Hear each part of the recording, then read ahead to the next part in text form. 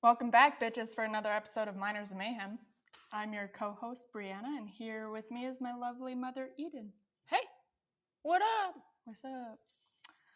I just want to give a quick shout out to each and every one of you for all of the love and support and prayers sent to my littlest to feel better. He ended up having influenza and was out of school for the whole week. He wouldn't eat on his own, so we had to tube him a lot, and I was getting up in the middle of the night to tube him just so he would stay hydrated. Don't you have a pump? I do, but I'm up checking if the tubing is all wired anyway, or like entangled.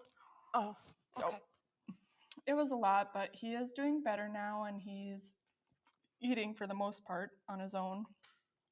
So fingers crossed that we're done with the sickness. Done with it. Not down with the sickness. Not down with the sickness, but Done. done with the sickness. Also, we have a couple new little friends that are joining our podcast. If you know the song Marie Laveau by Bobby Bear, this is who we named them after. This is Marie Laveau Handsome Jack. and Handsome Jack. If you haven't heard that song, it's Marie Laveau by Bobby Bear. It's funny. It's great. Aren't they cute? So yeah, those are our new little friends.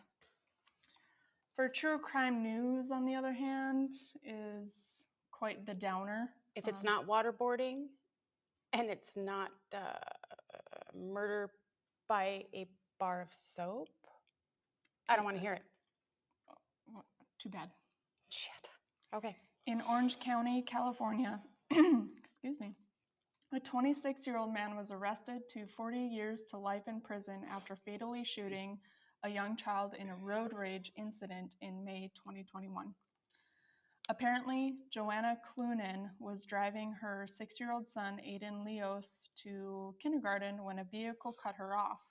She testified that she flipped the vehicle off with her middle finger.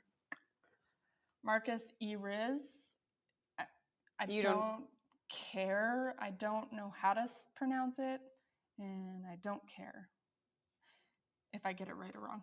Okay.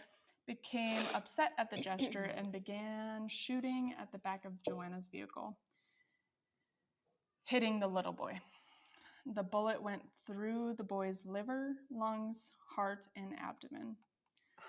Joanna reportedly said she, quote, heard a large noise and heard her son say, ow, unquote. Oh my God. She pulled over on the freeway, got her son out of the back, and called 911. The boy was transported to Children's Hospital of Orange County, where he was later pronounced dead. You can find the whole story at truecrimedaily.com. Okay. Over road rage. I mean, that is the most heinous. It's horrible. It's disgusting. It's terrible. I can't even. Disgusting. Mm-hmm. Jesus. As we know, January is Mental Health Awareness Month, and the case I'm covering today has a lot of mental health issues. And to be honest, it's quite sad. He asked for help numerous times, what was ultimately failed. This case is also a little different from our other ones because he starts killing at 8 years old and continues to kill into his adult life. Okay. So I am covering a serial killer case. Interesting. And I hope I do it justice because I didn't get to deep dive as much as I would have liked to, because the whole week that my son was sick, all he wanted to do was cuddle. So I wasn't going to say no to that. Who's not going to take the cuddles? Well, and if you know my son, he never has been a cuddler since the day he's been born. Because he's too hot. Right. And the only people he will cuddle is his sister and his teachers. And I think he cuddles the teachers to, I think he doesn't want to work. So he's like, oh, let me just cuddle up to you so I don't have to work. Oh, a little kiss up. Yeah. So, do you have anything? I got nothing. Hmm. I don't think. Do Okay. No, I don't think so. No, I don't. No updates. I have heard nothing on little G. Mm. Okay. I don't have anything. Okay.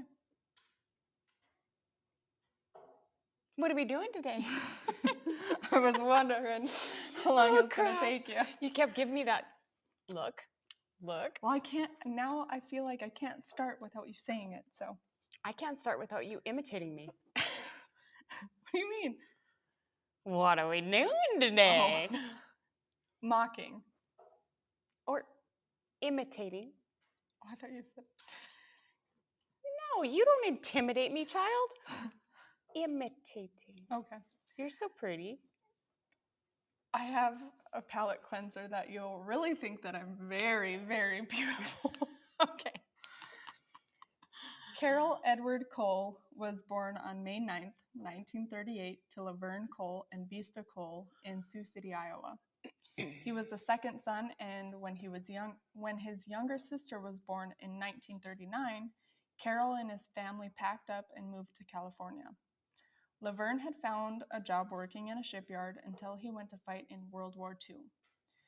Carroll's mother, on the other hand, was the biggest piece of shit that has ever lived. Okay. Not only did she have several affairs while Laverne was fighting for our country, but she would literally bring Carroll along with her to those affairs. Are you shitting me? She would threaten to beat Okay. Carroll if he ever told his dad. Vista was such a piece of shit that she was emotionally abusive to Carroll and would go to the extent of dressing him up as a girl. Oh, wow. Okay.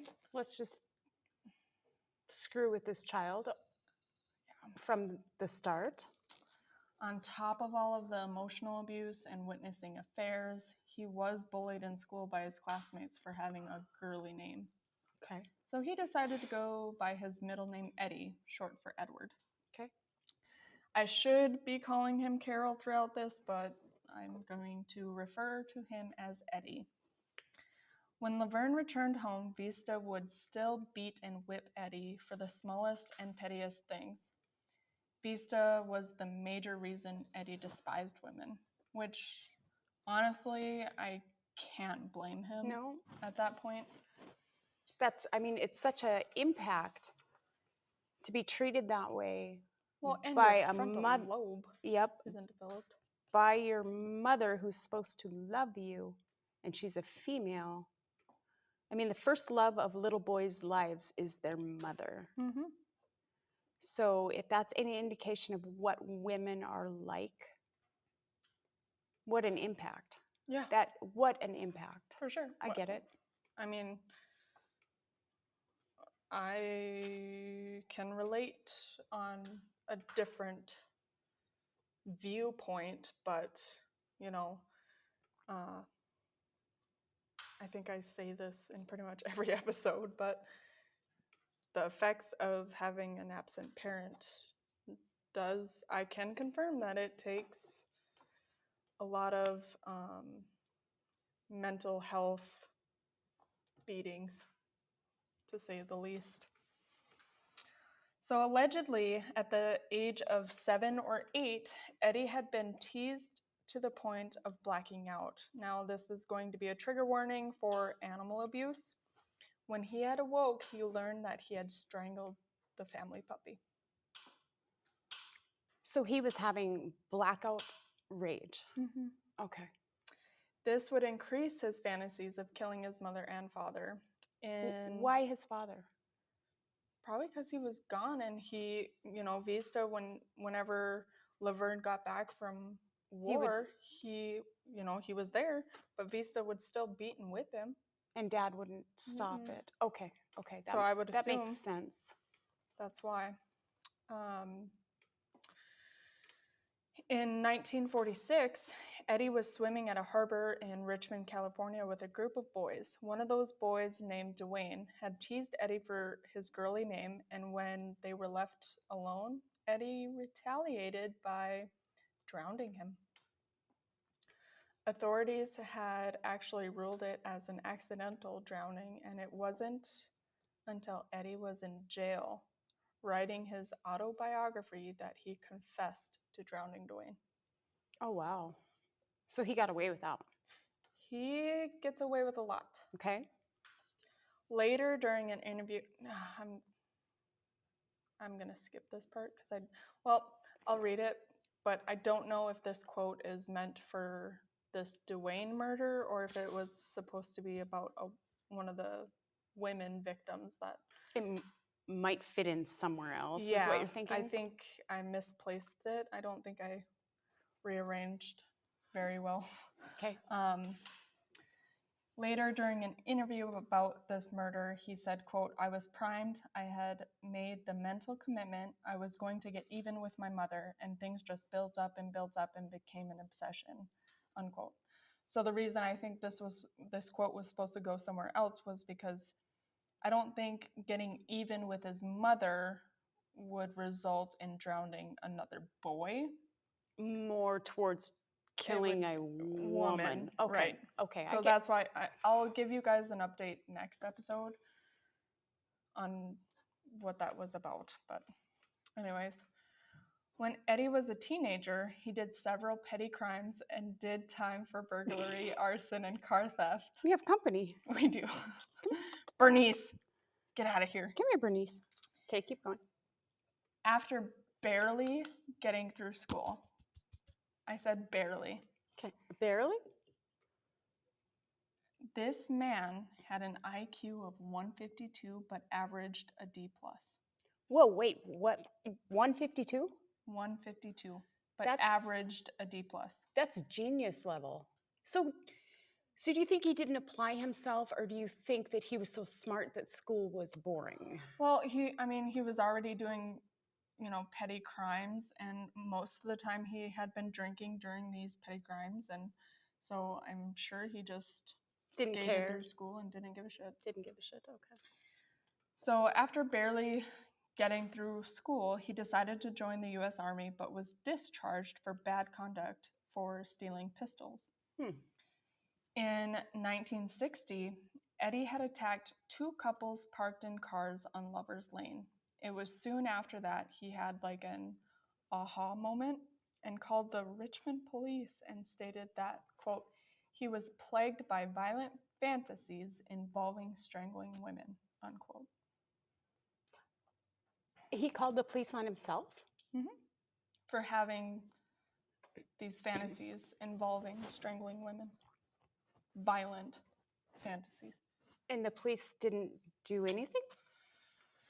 So I'm just gonna say, like my besties over at Morbid say, feel sorry for the adult, or feel bad for the child, not the adult. Okay.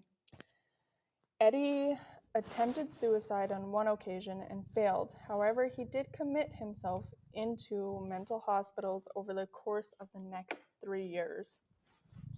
It was in these mental hospitals that Eddie again confessed to having fantasies about killing women. Ow, ow, ow. He was diagnosed as a psychopath, yet they kept discharging him because he had a personality disorder rather than a mental illness. Isn't a psychopath a mental illness? Back then, I'm sure back then mental health probably wasn't as recognized as it is today. Okay. So maybe that's why. But one of the last times at Stockton State Hospital, Dr. Weiss wrote, quote, he seems to be afraid of the female figure and cannot have sexual intercourse with her first, but must kill her before he can do it, unquote. And you'll see why I put that quote there. Okay. Again, despite all the red flags, he was yet again released in April 1963. After he was released, he moved to Dallas, Texas. Eddie ended up meeting and marrying a woman named Billy Whitworth, who was a stripper and also an alcoholic. even though Eddie married, don't be fooled by that, because it doesn't change his mind about women. How did they consummate their marriage if he could only have sex with women when they were dead? Don't let her step on the computer. We'll get into that. Okay. It'll all come together towards the end, I promise. Okay.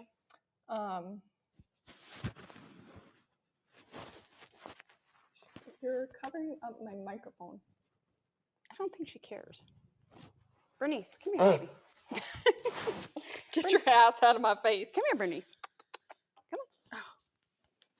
So, now this marriage didn't last very long, and it didn't end very well either. They would fight and argue a lot, which, two alcoholics, Yeah, what do you expect? they don't mix at all. Right. Just after 2 years, Eddie actually set a hotel on fire because he believed his wife Billy was having sex with men at that hotel. Well, that ought to do it. Eddie ended up getting arrested and charged with arson and served time. When Eddie was released from prison, he was traveling and attempted to strangle an 11-year-old girl in Missouri. Oh my, okay. In an interview that I watched on YouTube, Eddie was asked if he had any remorse, and he did mention the 11-year-old girl. But if you watch that video, I'm just going to make sure she doesn't step on the computer. So, ow. God, Brianna. well, So, he did not murder the 11-year-old? no, attempted. Come on. But so why? He's just feeling remorse for putting her through that? probably because of the age, I'm assuming. Okay. But if you go and watch that video of that interview, if you look into his eyes are so cold and like his eyes are just they give me the chills when I watched that video. Like, it's so eerie. Okay. It's you gotta watch it. It's was that on YouTube? mm-hmm. Okay. Just type in Carroll Edward Cole, and then it's like the first video. Okay. So anyways, he was arrested, but was only sentenced for 5 years. So after all of these mental hospitals and admitting all of this and attempting to strangle an 11-year-old, you would think they would sentence him for longer than that. That would be life right now. You would think so. Oh, he was so failed miserably. And let me continue to tell you why. Okay. So when he was released from prison, he ended up in Nevada, where he tried strangling 2 more women. Eddie checked himself into another mental hospital, where again, he confessed to his fantasies about murdering women. But guess what? No. They released him and sent him back to San Diego.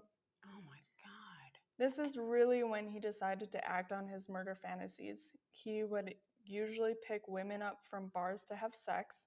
A lot of them would be left unharmed, but the ones he would decide to kill would be based off if he thought they were loose or if they were married. So if they were loose, they were sluts. Right.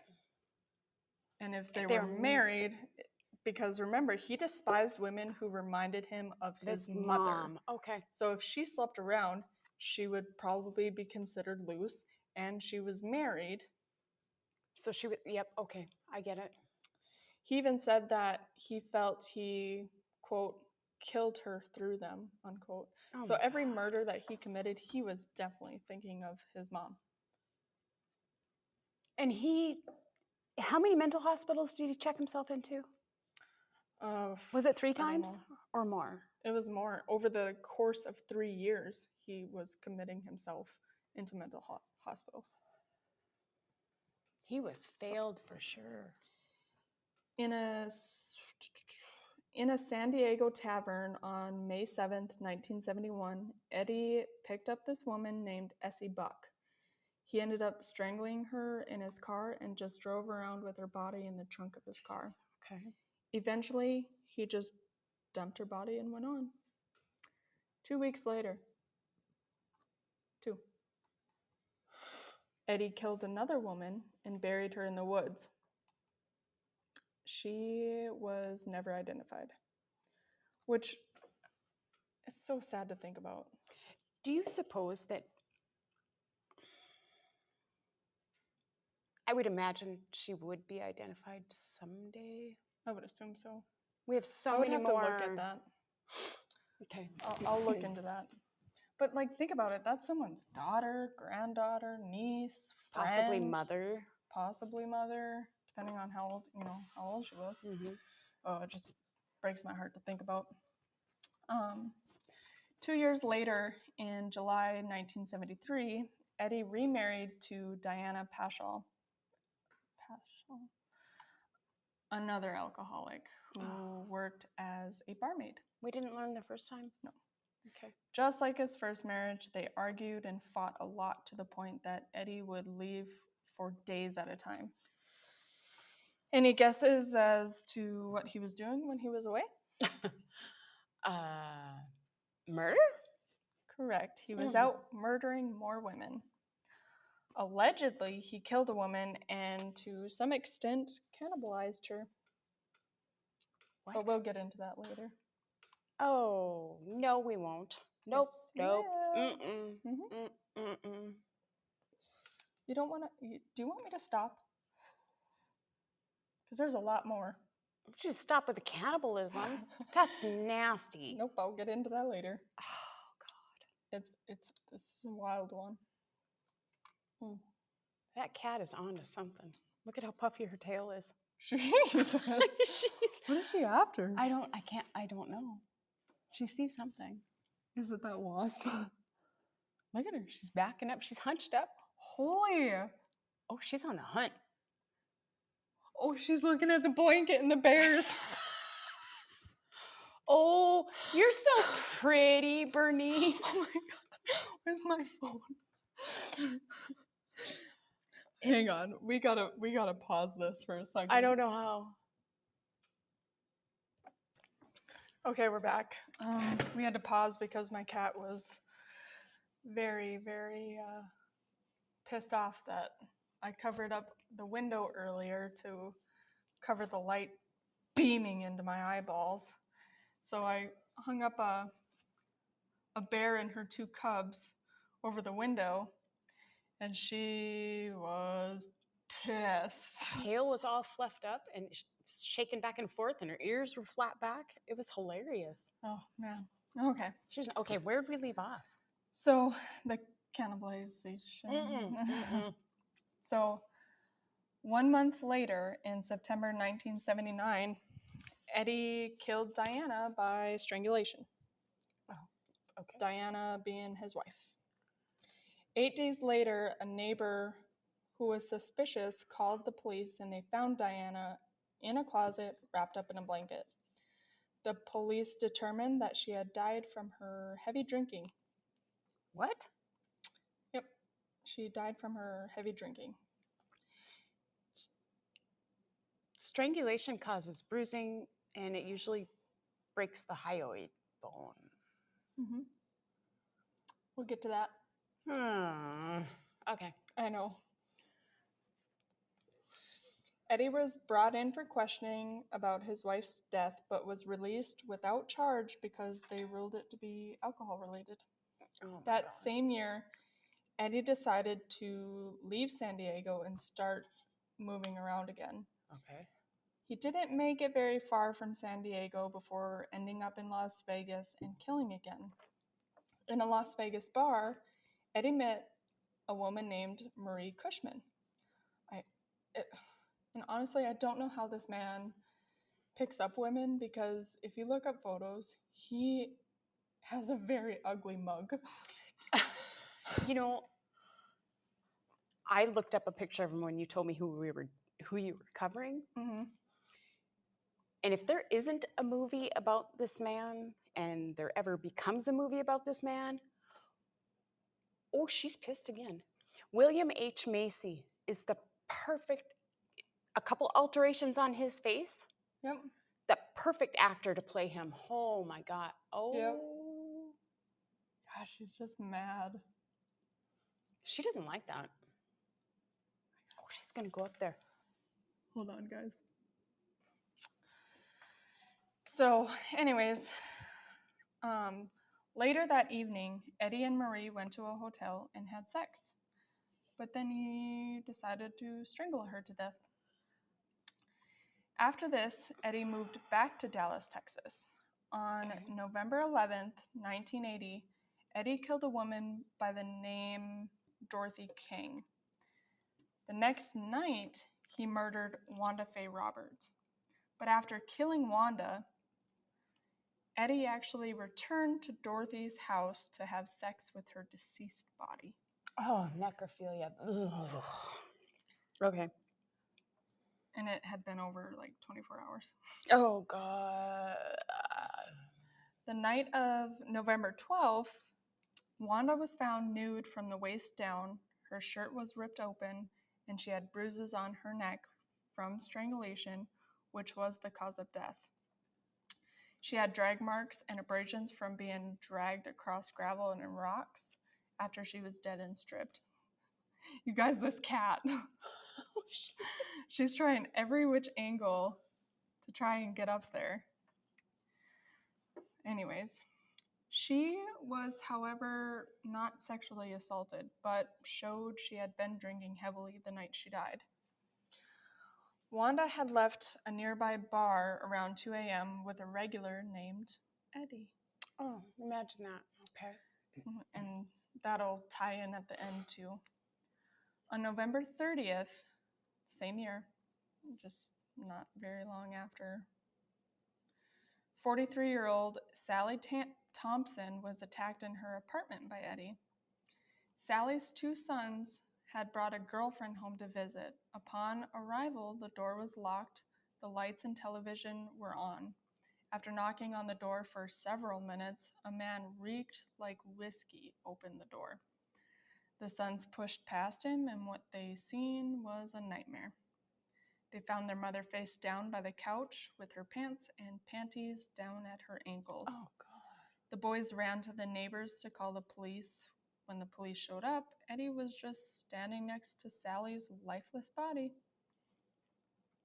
But when he was taken in and questioned, Eddie remembered meeting Sally at a nearby bar and went to Sally's apartment for sex. Eddie said while he was undressing her, she just collapsed. And the paramedics found no violence on her body and thought maybe it was an overdose of alcohol or drugs. But Eddie was held in custody until the autopsy was completed and listed her cause of death as quote-unquote indeterminate. Okay. And Eddie was released. Oh, my gosh. How many times can this guy... It's a lot. The next morning, however, when Detective Robinson was looking over the file, he noticed that Carroll's middle name was Edward and could be going by Eddie. He also realized that Eddie's address was a halfway house for felons on parole. Okay. When Detective Robinson called the halfway house, he learned that Eddie had missed several curfews, including the night Wanda was murdered. So this obviously sparked Detective Robinson's red flag meter and did a further background check on him. So just a quick palate cleanser. I always thought it was background, not background. There was no G. It was just background. You're so pretty. A background check. You're so pretty. But if you think about it, if you say background and background, they kind of sound the same. There's just an extra G in there. Shouldn't be a G in there. That doesn't even make sense. Background doesn't Background. make sense. Not background. Go round. I'm going to do a background check. Yeah, it sounds like round. I'm going to do a background check. Yeah. Oh, you're so pretty. That's all I got. You're so pretty. Mistletoes and I swear I've been Mayo having Clinic in South Dakota. I swear I've been having one like every episode. But like we always say, if you don't learn something new every day, then What you doing? what you doing? Anyways, back to the case. He found that Eddie had quite the criminal record, including the 1967 felony assault on a Missouri minor. Remember the 11-year-old girl? Mm-hmm. Later that afternoon, Detective Robinson and some other undercover cops went to pick Eddie up at his Toys R Us warehouse job, which, how creepy that a serial killer is working at a Toys R Us. That just goes to show you never know how. Okay, so they say, what is it? You pass a murder in your lifetime at least. Oh gosh. Oh, I can't remember the Statistics. that. But there is statistics on that. Yeah. I wonder if I've come across a murderer yet. Same. Especially the ones in Minot. Or the one in California. Yeah. For me. Yeah, because he was in, well, you would have been 1 year old. I'd have been a baby. Yeah, I'd have been a toddler. Well, no. I didn't move to North Dakota until 79. If he was still in California killing in the 70s. Oh, excuse me. I was still there. Yeah. Interesting. At first, Eddie stuck with the original stories about Sally and Wanda and that he had no idea who had killed them. Detective Robinson had to leave during the interview for another police call, and it seemed like Eddie was disappointed by the interruption and began confessing. Okay. When Detective Robinson returned, he asked Eddie, quote, "Now about that girl in the bar, tell me about her," unquote. Eddie replied, "Which one?" Oh my, okay. He went on to admit the murders of Dorothy, Wanda, and Sally, plus the 6 before them over the past 9 years. So just a side note, do you think that he had cried for help so much at the beginning. He had called police on himself. He had turned himself into a mental institution, and everybody kept turning him away and turning him away. And now, once they get wind of him, he starts confessing. Do you feel like, well, in the first place, he didn't want to do it in the first place because he was crying for help. Mm-hmm. But then now that he started to do it, he was just hoping to get caught so it could stop? Well, I'm sure that mental health issues overtook him and finally just said, F it. I mean, it seems to me like how he many wanted to be stopped. How many times can you ask for help and ask for help and ask for help, get denied, get denied, get denied, get denied? At what point do you say, well, screw it? Yeah, I don't know. You know what I mean? Like, I know with in high school when I would ask for math help, I still didn't understand, so I would ask, and then finally, after the 4th or 5th time of asking and still not getting it, and him explaining it the same way over and over and over, I F it. It's frustrating. So put that into, and that's just a minor issue. Include all of that with mental health and the strangling of women and what his mother did to him when he was a baby growing up. Like, I couldn't imagine what this man went through. It just seemed to me like he didn't want to become what he became. You know what I mean? I agree. It's like he didn't want to be this monster that killed people, but he couldn't help himself because, he didn't know how to help himself. Mm-hmm. So when he finally had the opportunity to be stopped, he just let it out. Yeah, that darkness definitely took over. Interesting. Oh, shit. What happened?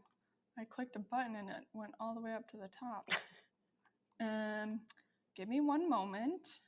I will find where Get I it left together. off. I talked about Sally. Okay, I'm almost there. I'm almost there. He was confessing. I know. Yep, I read that. All of them, okay. So plus the 6 before them over the past 9 years. They were all drunken sluts, according to Eddie. All of them strangled and some sexually assaulted after death. He admitted to 3 victims in San Diego: Essie Buck, who we talked about, Bonnie Sue O'Neill, who was a prostitute who he strangled and dumped in an alley behind an appliance shop that Eddie used to work at. Then, of course, his wife, Diana, who, remember, died of alcohol overdose. Right. Eddie admitted to 2 victims in Las Vegas: a prostitute by the name of Kathleen Blum, who he strangled and dumped in a residential area in 1977. Then 2 years later, Eddie strangled Marie Cushman, who we talked about. Mm-hmm. One of his last victims he admitted to was found in 1975 in a field outside of Casper, Wyoming. Her name was Marlene Hammer, whose nickname was TP because of her Native American roots. Eddie admitted that there could have been more, but he couldn't be sure because he was usually extremely drunk when he was committing these crimes. Okay. Eddie was put in the Dallas City Jail on 3 counts of first-degree murder. The prosecutors, however, were in a little bit of trouble because, remember, 2 of his victims couldn't determine the cause of death despite his confessions. Right. So Lieutenant John Gregory, who is the chief of the San Diego's homicide squad, told reporters, quote, "The coroner conducted thorough autopsies, and the man would have had to have been some sort of expert to have strangled these women without leaving any bruise marks," unquote. Is that even possible? It had to have been. I don't know how. I've never heard of it. I don't know how, but I don't want to Google it because I don't want FBI coming to me. And then, so can you strangle somebody without breaking their hyoid bone? I don't know, because like you have to block the airway, and I think it has to be 7 pounds of pressure for like 6 to 7 minutes. I think so. Well, that's gonna cause damage. And I thought, I'll have to look into that too. yeah, I thought your hyoid bone breaks when you're strangled. But like, remember that one victim, I can't remember which one it was because there's been so many. They didn't find, it was Wanda. They didn't find any violence on her body. Or it wasn't Wanda because she was dumped. It was Dorothy. Yeah, the one that they said died of alcoholism. That one? Dorothy was the one. She was in the closet. No, that was his wife. No, that was his wife. She died of alcoholism, so they said. Yeah, that's the one that he just went to Dorothy's house after he had killed Wanda and had sex with her deceased body. But yeah. I wonder how that. Okay. I don't want to Google any of that on my computer, but I really am interested.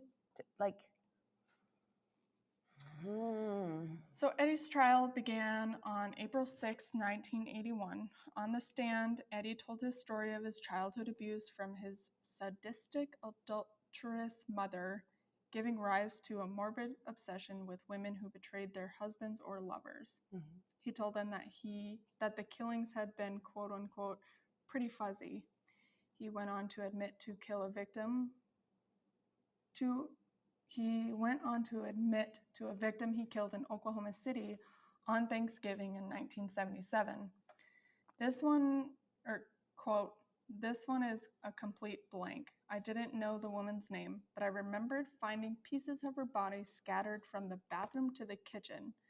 Evidently, I had done some cooking the night before. There was some meat on the stove in a frying pan and part that I hadn't eaten on a plate on the table, unquote. Was that the cannibalism? Yeah. Oh, God.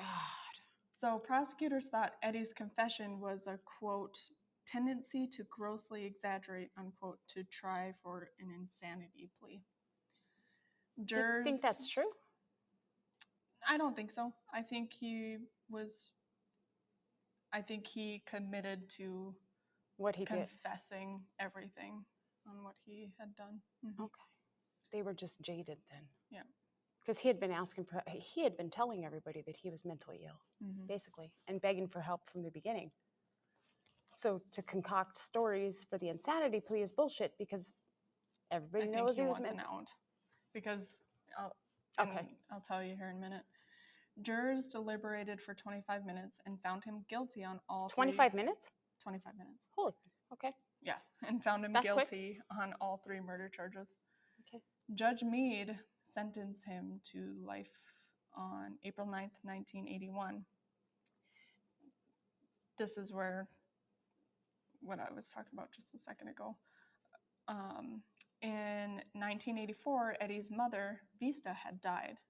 According to reports, Eddie's behavior completely changed to the point that he agreed to face murder charges in Nevada, knowing it could mean facing the death penalty. So I don't think he was making up stories, because why would you want to face other murder charges knowingly it could mean the death penalty, you know? In February 1984, Eddie was sent to Nevada and was found guilty on 2 murders and was sentenced to die. When the judge gave Eddie his sentence, Eddie said, quote, "Thanks, Judge," unquote. So I think he was looking for an out. I think he was... Was he looking for an out, or was he just really... I don't know. Because it seemed to me like he wanted to be stopped before it started, and then once he was pretty much caught, he wanted to be caught. Do you think that he had remorse? I don't know. Do you think he knew he was a monster and he deserved to die? I don't know. I could not tell. Oh my gosh. Because if you watch those videos, you could see the coldness. Yeah, but just because, okay. I don't know. It's hard to tell if he was actually remorseful or not. He just asked for help so many times. I mean, he called the police. He called mental health. He warned everybody that he wanted to do these things, and it just seemed like he wanted to be stopped before he ever turned into the monster. Mm-hmm. So I don't, okay. It's hard to tell. It is. Truly. It was reported that before his execution, Eddie turned to Catholicism. For Eddie's last meal, he requested jumbo fried shrimp, French fries, salad with French dressing, and Boston clam chowder. He even requested KFC, but since he was not allowed to have food that had bones in it, they gave him chicken nuggets. On December 6th, 1985, at 2:10 a.m., Eddie was executed by lethal injection at Nevada State Prison. After he was dead, his brain was extracted and was sent to the University of Nevada, Reno Medical School to be studied for abnormalities. Any results on that? I'm not sure. I would be interested to know that. Yeah. You should look. I can do that. And if there is any, we'll update next Sunday. Oh. Quit yawning. I know. You're making me tired. So yeah, that's the case of Carroll Edward Cole. I have so many mixed feelings about this one. I mean, yes, I he's a keep monster. resulting- He is a freaking monster. I keep yes. going back to my morbid girly saying, feel bad for the child, but don't feel bad for the adult. But like, even when he was an adult, he was asking for help, and he admitted himself to these mental hospitals, and Yeah, he even called the asked for freaking help, police, and and yes, that's what I keep going back to. It's almost like he wanted to be stopped before he turned into a I monster. truly believe all of these women could have been saved Oh yeah, if somebody if would have someone would taken have, him seriously. yes, me too, absolutely. But it just, Especially because strangulation, like, that is so personal. Oh my God. it's not You know only he was that, but it strangling his takes mom. forever. But he was strangling his mom each time. You Yeah. know that, right? Yeah. So He- who knows? Maybe he, Oh. maybe he was doing it and then let off, making it like last long. You know what I mean? I'm conflicted. Me too.